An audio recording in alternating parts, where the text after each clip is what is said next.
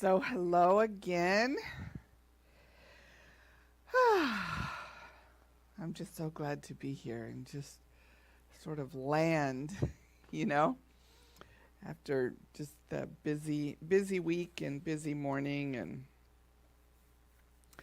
everything. So our theme for the month or for the year is rising. What happened? Higher, growing deeper. I think that's what it is.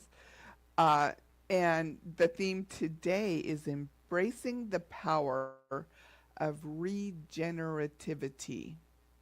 That's a 7-syllable word, and I counted it.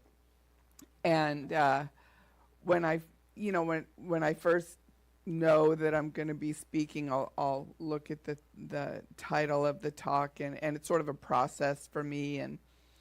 And right away I thought, oh yeah, when my kids were little, we used to watch this video, like an educational video about regeneration. And I looked it up and I watched it, and it was kind of a little bit of punk rock music, and it was about a crab, and these crabs get into a fight underwater under the sea, and one of them rips his arm off, and it grows back. It's regeneration, and so I was going to show that video, and then I decided to look up regenerativity, and although it is about renewal and growth, it was not exactly about regeneration. So I kind of shifted gears a little bit, and that's kind of what happens with me, is I have to sort of shift and move with where I'm sort of called to go. So I'm glad I looked it up. So generativity is the ability to contribute to the world by caring for others and creating things that last. And Erik Erikson was a child psychoanalyst, and he had his psychosocial stages of development, where he sort of broke our life span up into groups. And those social workers that we have in the room, I know we have sometimes, will be familiar with this. And it's infancy and early childhood and the play age and school age and adolescence and early adulthood. And then many of us in this room fall into the middle age and old age category. Middle age is a pretty wide span, according to him. It's 30 to 64. I mean, I don't know that I would want to be 128, but but that's sort of the how he broke it down. And each one has a virtue and a conflict and sort of a theme for that stage of life. So for middle age, the virtue is care. And the theme is contributing to society and being part of a family. You know, maybe creating your family at that time. And the conflict is generativity versus stagnation. So I thought that was interesting, and regenerativity is sort of like the continuing renewal process and continuing to grow. And it's a profound spiritual principle that emphasizes the continuous renewal and growth in our lives. It calls us to see that every ending is a new beginning, and every challenge is an opportunity for personal growth and development. And many of us spend our earlier years, you know, those formative years in our lives, gathering experiences, both positive and negatives, that sort of inform the rest of our lives, and we sort of carry it around with us. They say, you know, you get your wounds in childhood, and then you spend the rest of your life trying to heal from them, right? And Eckhart Tolle talks about the pain body in his book, The Power of Now. And he says the pain body we carry are remnants of pain left behind by every strong negative emotion. which causes us to live in a past version of ourselves. He talks about the power of living in the now, in the present moment. Okay, and it's already up there. Thanks, Martin. As long as you are unable to access the power of now, every painful emotional experience leaves behind a residue of pain that lives on in you. And he goes on to say, all it takes is a simple choice, a simple decision. No matter what happens, I will create no more pain for myself. And it's simple. Doesn't that sound simple? But it's not easy. It's simple but not easy. And Ernest Holmes says that the past is not a precedent. And I heard that for a long time in here and didn't quite get it. What does that mean, the past is not a precedent? What it means to me, anyways, my understanding of it is that just because something has happened in the past does not mean that it has to continue in the future. And when I find myself, either in my thoughts or in my words, saying something like, I have always done X, Y, Z. When I am in the moment, I can stop myself and say, I've always done that. I may have always done that in the past, but that doesn't mean that I have to keep doing it. And I can make a decision now for a different choice that will lead me to a more desirable outcome. Right? So,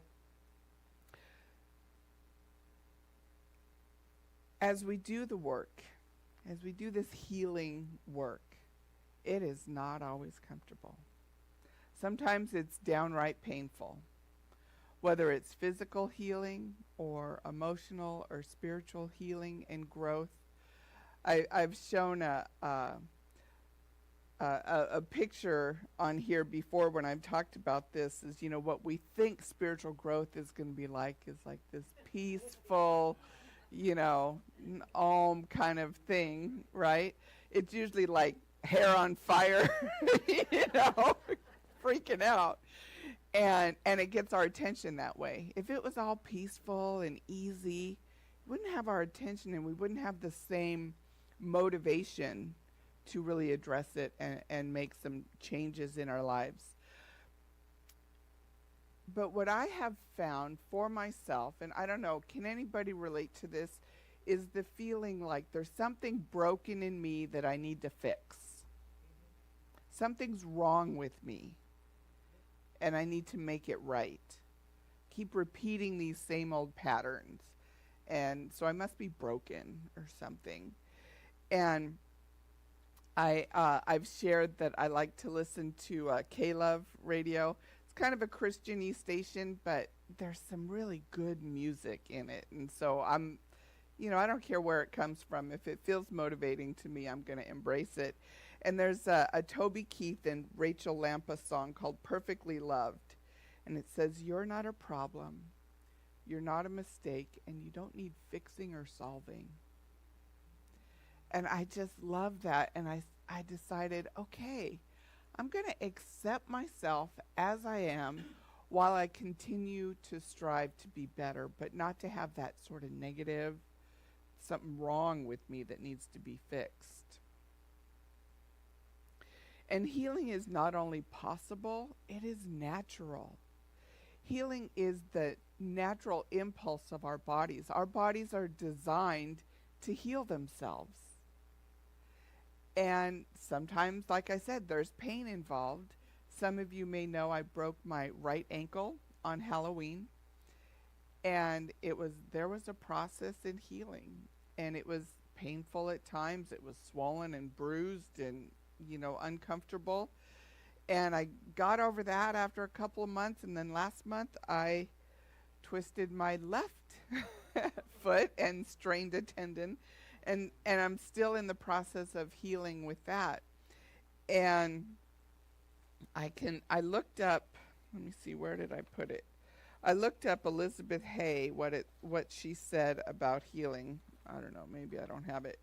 But she was talking about not being sure of your footing moving forward, sort of being resistant to moving forward and having some fear and maybe some guilt about that. And so I've been moving into that and just stepping forward to do the next indicated thing for me in my life.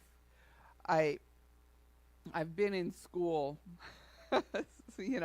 for several years, and on and off. And the last certificate that I got was my substance abuse counselor certification. And I said, I am done with school. I am not going back to school.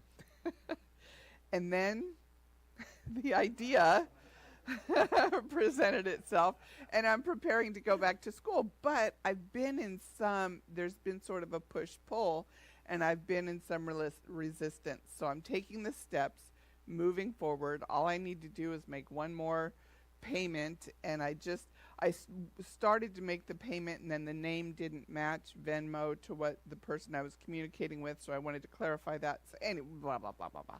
But anyways, so it's helpful to look at some of those things that are available to us. Louise Hay's work was amazing, and so I like to look at that because there's always a spiritual reason or an emotional reason behind what is showing up.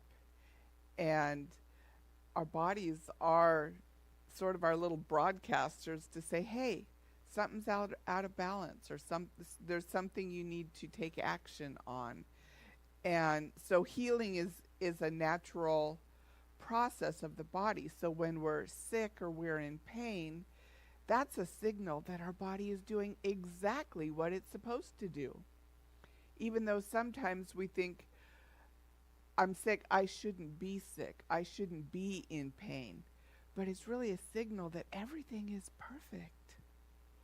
Whew. We don't like to hear that when we're in the middle of it, though, do we?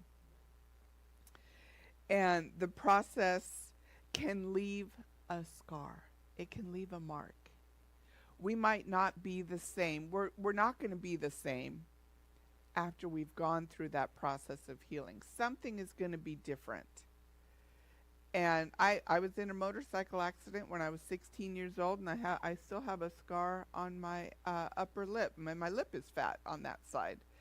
And I remember my doctor really wanted to do a dermal treatment to fix that scar, and I just wasn't into it, And so today it's like that's one of my battle scars. I think it's Hunter S. Thompson who has that poem about not arriving at the grave in like a perfect, pristine body. It's like sliding in, like dirty and beat up and tore up. And that's the sign of a life well lived, isn't it? It doesn't always feel like that. It doesn't always feel like that when we're in the middle of it. Oh, here's my Louise Hay thing. Reluctance to move forward, fear, and inflexibility. So I'm working on all that stuff right now. So regeneration is not all just about healing. It's also about recreating our lives and recreating ourselves. And how do we do that? And when you look at the word recreation, sounds fun, right? It's really recreation. When we engage in fun activities, we are really recreating and renewing ourselves. And it's so important. Rest is so important to the healing process and the growing process. That's rice for my ankle and my foot. Rest, ice, compression, and elevation. But number one is rest. We do need to slow down and rest, because all this work of healing and growing and all that stuff just sounds like a lot of work. We need some rest. And we need sleep. I work with people substance users, and some of them are using certain substances, and they may stay awake for days, and they literally lose their minds. I have certain clients that I've worked with who came in originally, pretty apparently functional, who are now like I see them outside the gates of the facility, and they just are a shell of the person they once were because of substances and in large part just not sleeping. So rest is an essential part of the regeneration process. And we commit to healing in all aspects of our lives. And when we do that, we align ourselves with the peace that is available. And we foster a deeper connection with the divine and with the world around us. And Sharonda and I did not coordinate the reading and the talk, but it was perfect because this is what she picked also. And do not be conformed to this world, but be transformed by the renewing of your mind. That's so powerful, and it aligns so seamlessly with the concept of regeneration and the law of growth. And through practices like mindfulness and meditation and continued learning and positive affirmations, we sort of immerse ourselves into that law of continued growth. And we cleanse our minds of negative patterns, and we replace them with thoughts that empower and uplift us. Incorporating fun into our lives is so important too. Talk about recreation. I remember more than once I have, been to a practitioner who says, "Do you have any fun in your life?" Because I'm a bit of a workaholic, and everything is so serious and intense and deep and, thought-provoking and all that stuff, inspiring. But what about watching a comedy? Just watching a comedy. Don't they say laughter is the best medicine, right? Watching a comedy, coloring with actual Crayola crayons. Remember the smell of Crayola crayons?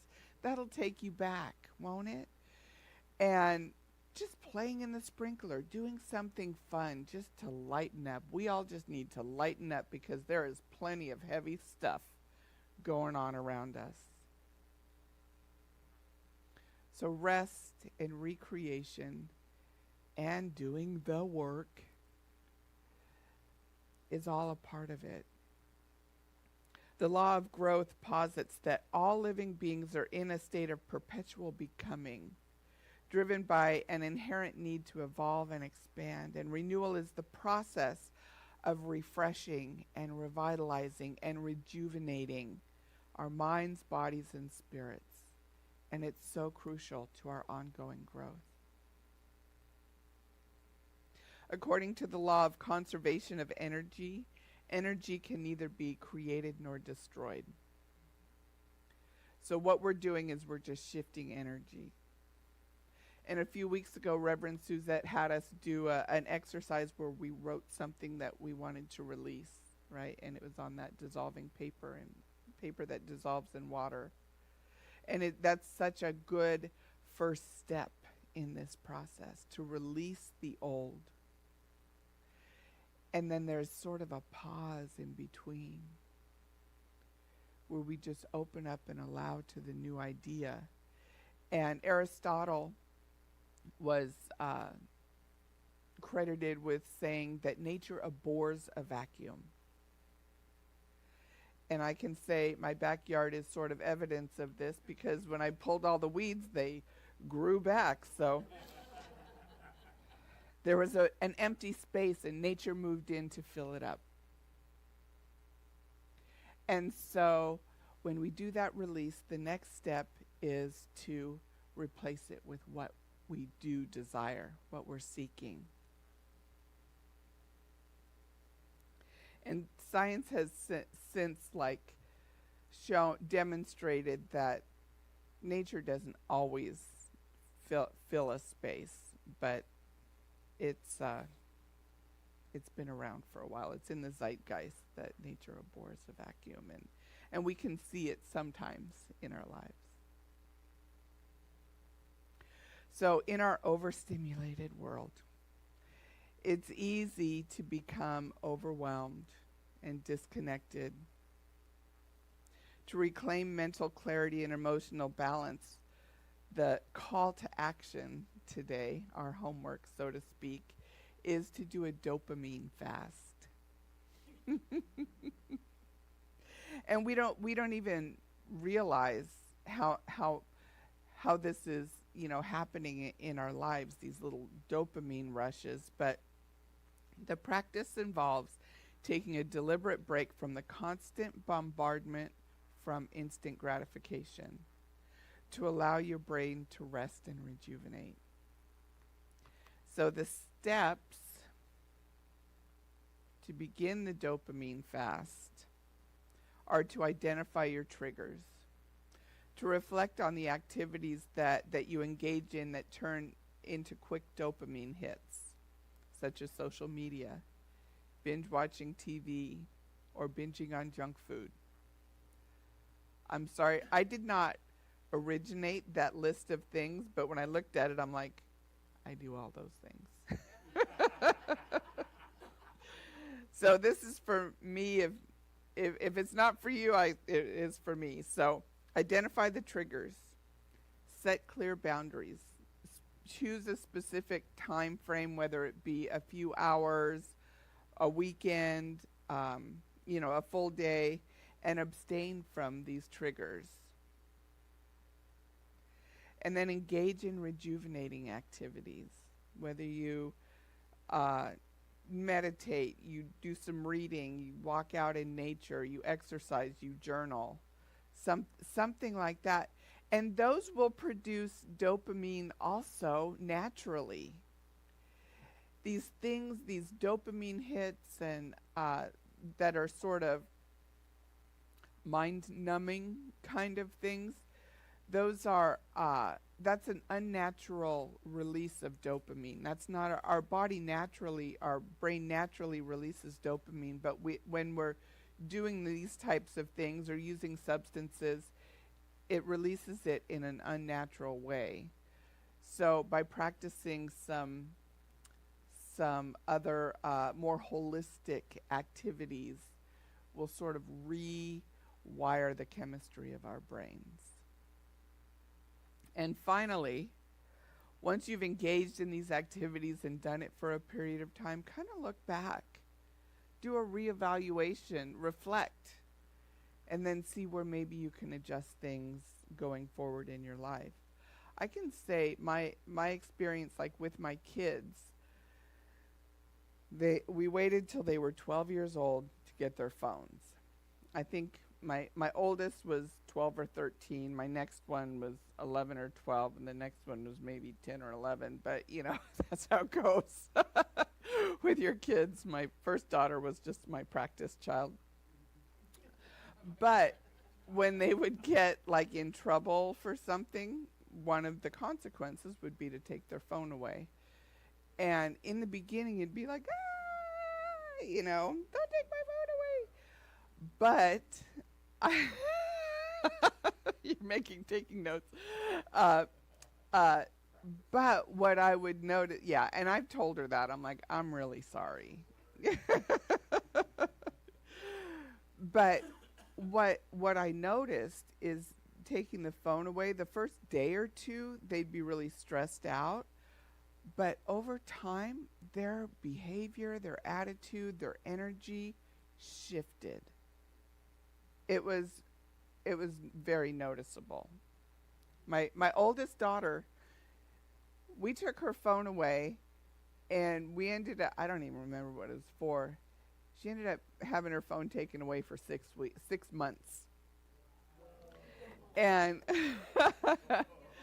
and then, her younger sister and brother, she'd be like, I had my phone taken away for 6 months, and they're taken away for 2 weeks, But anyways, I'm just using that as an example to say unplugging from the world really works. I don't even I watch enough news or read enough. I don't even watch because it's just so overstimulating, but I'll read enough just to make sure that I'm informed. But I can't jump in. I can't jump in there.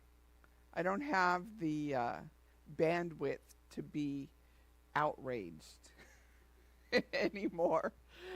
I want to be involved. I want to do my part, but I just can't digest that much stuff anymore. So, and I see a lot of people nodding their heads, so I don't think I'm the only one, right? So this is your homework. Okay, let's try a dopamine fast and see how it goes, and maybe report back your experience. So that's my talk. It's a lot shorter than I thought. So we're going to say this affirmation together. We're going to say it 3 times. First, whisper. And the second is in a normal voice. And the third is just really affirming it. Okay? All right. I embrace my regenerative power, renewing and expanding my potential with each cycle of life. I embrace my regenerative power, renewing and expanding my potential with each cycle of life. I embrace my regenerative power, renewing and expanding my potential with each cycle of life. And so it is.